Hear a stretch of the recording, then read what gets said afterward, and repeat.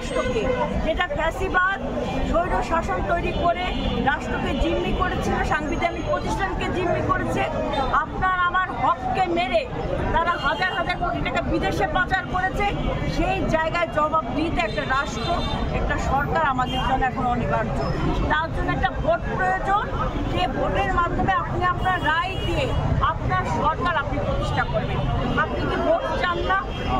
কারণ ভোট নির্বাচিত সরকার ছাড়া অনির্বাচিত সরকার দিয়ে কখনো জনগণের ভাগ্যের পরিবর্তন হয় না। মুশকিলেও কিছু সমস্যার সমাধান হয়, কিন্তু জনগণের ভাগ্যের পরিবর্তন হয় না। আর জনগণের মালিক হচ্ছে, রাষ্ট্রের মালিক হচ্ছে জনগণ। আর সে জনগণই যদি অবহেলিত থাকে, জনগণেরই যদি কোনো পরিবর্তন না হয়, ওই সরকার দিয়ে আমরা কি করব, তাই না?